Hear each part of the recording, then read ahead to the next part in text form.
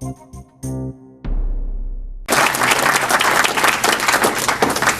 we are very excited that we are starting off today with two fantastic speakers. The first one, Ali Al Ahmed, is the director of the Institute for Gulf Affairs. He's a Saudi scholar and expert on Saudi political affairs, including terrorism, Islamic movements, Wahhabi Islam, Saudi political history, Saudi-American relations, and the Al Saud family history. He's a writer and a public speaker on Saudi political issues. I am very honored to consider him a friend, and I also want to say that he's one of the most courageous people I have ever met. So I would want you to give the warmest of warm welcomes to Ali Al Ahmed. Yes, stand up a little. This is courage, right? Good morning, everyone. Good morning. Sabah al-khair. I also wanted to say Sabah al-khair or Masa al-khair to the people who are watching online in Arabic, because a lot of people back home are watching.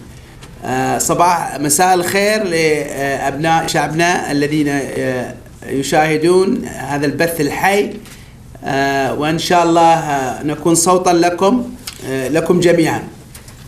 اعذروني راح أتكلم بالإنجليزي. So I want to start by thanking my good friend Medea, whom I knew for many years, and in our work all these years, especially recently, I think one of the most interesting and successful and maybe very popular video of us when the Saudi king showed up in May 14th, and in a moment's notice I decided that to go and confront his motorcade of 600 Mercedes, and Medea and Tai,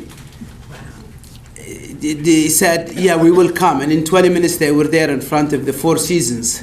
So three of us were basically standing tall and proud before hundreds, maybe thousands of Saudi officials, from the king to his son to many ministers. And luckily, although we didn't have the time to video ourselves, luckily those who are on the Saudi side videoed us and spread that video everywhere. It went so viral, it was unbelievable. And you were called homeless, I believe. Yes, and ties too. And you paid me to do it. And I paid you, and they were asking her that how much did he pay you? We'll pay you to stop. And I said, she's actually well-to-do, She has more money than me. Sorry, but that's reality. I'm sorry. I'm not sorry, obviously, but good for you. So no, she's not homeless, ladies and gentlemen. I may be homeless, soon. I don't know. Anyways, today is a serious topic. We are here to thanks to the efforts and dedication of Medea and her crew, and we want to thank her.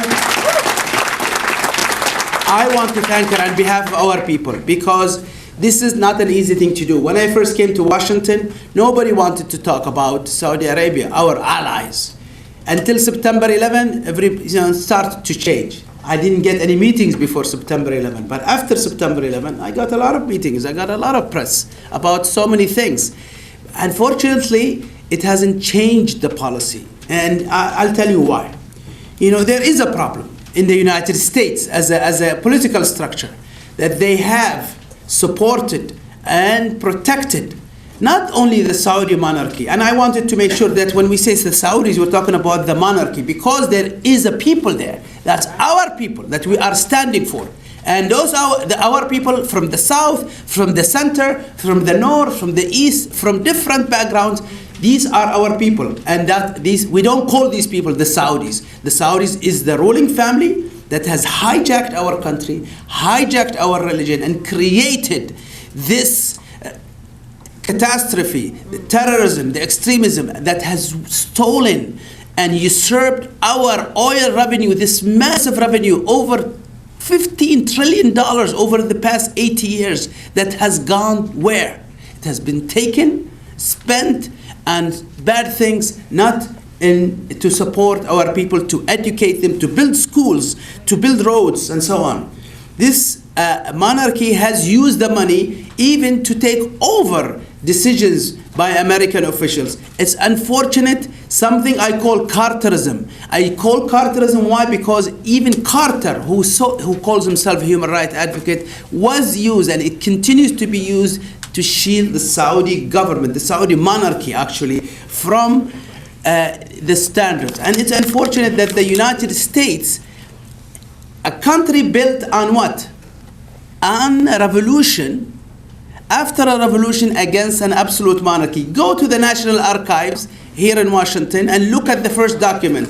It is the document, a letter by that absolute monarch, British monarch, who called the American revolutionaries the same derogatory terms that the Saudi government calls me, and call my friend Abdulaziz Al-Hussan, and call other activists who are seeking. I'm not speaking on somebody else's behalf, but I am dedicating my life to ending the Saudi monarchy and any absolute monarchy we have in the region. I'm a proud Muslim. In my religion, monarchy is forbidden. Islam forbids monarchy. Anyone who tells you otherwise, they're lying to you. Islam is an equal opportunity religion. You can be the son of a farmer and rule that country if people chose you. In our Islam, people choose who serve them, not rule them. The word amil in Arabic means servant or worker, is used by early Muslims for those who take positions of power. Today, we have a monarchy that is inheriting us from one person to another, from a father to son, from brother to brother. The words of Sheikh Nimr are powerful on this. The words of Dr. Muhammad Al-Qahtani on this, who said, we are the people. Dr. Abdullah Al Ahmed, who these people executed or in prison, these are our intellectuals. One of the most beautiful words that everyone should remember, that Dr. Abdullah Al Ahmed said, Ash-sha'b huwa waliyul amr. The people are the rulers. And that is the fact, that is the basis of our movement. This is supposedly was the movement that this country, the United States of America, was built upon. A rule by the people, of the people, for the people. Where is that principle that was set forth by the early founding fathers of this country? We need to take America back. Not the Trump way, but the way where the original founders of this country had planned to do. Why? Because the United States supports the largest absolute monarchy in the world. The largest concentration of absolute monarchies in the world are in the Gulf. Nowhere else we have absolute monarchies protected by the United States of America, and who is a republic built on overthrowing or revoluting against an absolute monarchy, by the United Kingdom and other governments, by the French Republic, who yesterday gave the most horrible human rights abuser, the founder of terrorism, Mohammed bin Nayef, an award for fighting terrorism. This is amazing. That's a problem. This is not about our people alone. This is about your people. When the Saudi government and the Saudi monarchy is able to protect a rapist in the United States, a person from another person who enslaved people because they happen to be from the ruling family, so they're okay. We don't prosecute them. We let him get off. You cannot do that. This is Carterism. When you even change your laws and suppress your own laws to please a foreign power, a foreign absolute dictatorship. The Saudi monarchy's penetration of the United States political regime is very clear. And that's done how? Just like Medea said, $35 million to Jimmy Carter, over $50 million to the Clintons. I don't know how much money to the Bush family, through business deals, through grants and gifts and so others. through taking over Yale and Harvard and Georgetown. These are the seats of American education and academia. In my case, I went to school in University of St. Thomas. The editor of the magazine interviewed me for a cover story. Oh, you are one of our alumni who had made it big in Washington. We need to put you on our cover. The story was done, completed, but alas, the president of St. Thomas University, Father Dennis Dees, a Catholic priest, pulled the story. Oh, because we don't want to upset the Saudis. This is how much influence you have. And that's why I said it's about you. It's not about us. It's about your children. Do you want an absolute monarchy that hijacked Islam and converted it to an evil religion? Islam is not like that. Saudi Islam is not Islam. Okay? It's an Islam of an absolute monarchy. A monarchy that prevents women from exercising, from kicking a ball, from driving, from being a full human being, recognizing their own self-worth. You want that monarchy to take over your education, your life, you'll be in trouble. I mean, this country must take itself back to the people, not to the elites and clique of this country. The United States spends over $250 billion of your money to protect the Gulf monarchies. Why? They said, oh, to protect the oil flow. Well, the oil flow from the United States over 2015 from the Gulf did not even reach 50 billion. So you spent 225 billion to secure 50 billion? Well, is that a winning combination? No. How they do it? In America, politics work on money. You know that. You pay senators, you pay you pay a congressman, a governor to get your stuff done. And that's how it's done. The Saudis knew this, figured this out. They pay certain people to get their foreign policy, to get even their domestic policy. I am an example of that. For 6 years, the United States government banned me from travel, with no explanation, by the way. Banned me from work, without explanation. I said, why? Can you give me am I a terrorist? Come on. If I am, tell me about it. What did I do? Of course, nothing. Until I threatened to bring this out to the public. They gave me my travel document. They gave me my work permit. And this is in the United States of America, in Washington, D.C. This is not somewhere else. I am a living example of that. That's why we have to really, as an American people, I call upon you to rise and call upon you to take your country back. The Saudi war, oil war now, is hurting you. The oil is not only hurting our people, who are now suffering all kind of things. We have some students here who are on scholarship, who are losing their scholarships. Why? Or people who could not get their scholarships. Why? Because the Saudi government doesn't have enough money to give them and decided that they should just go home and sit around and, they prevent our people from studying.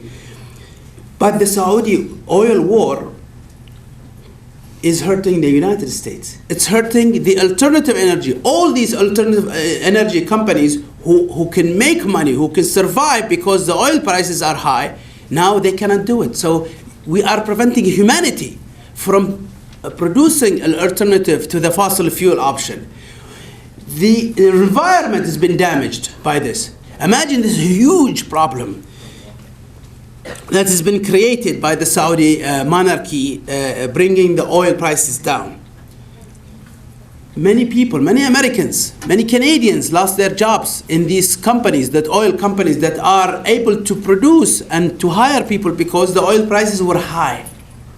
What happened? Why isn't the United States speaking? Why are Mr. Obama, Mr. Liberal, Harvard graduated Obama speaking about it or doing something about it?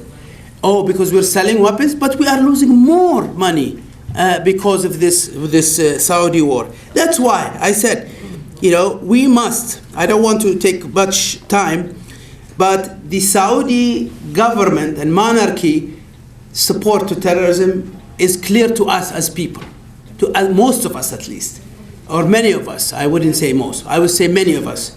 And without taking the Saudi monarchy out, you will continue to have terrorism. you will continue to have that threat. And unfortunately, maybe it's a decision by some clique in this country to keep the Americans down by keeping the threat of terrorism high so they can do whatever they want. And that's why, again, we need to take this country back. Do whatever you can to take your country back. Without removing the Saudi monarchy from power, terrorism will continue. The Saudi monarchy is to terrorism what the Soviet Union was to communism.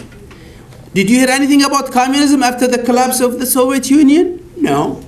There is no red threat anymore. This is exactly the same. And it's important to empower our people to rule themselves, to build a modern state. Our people want to rule themselves.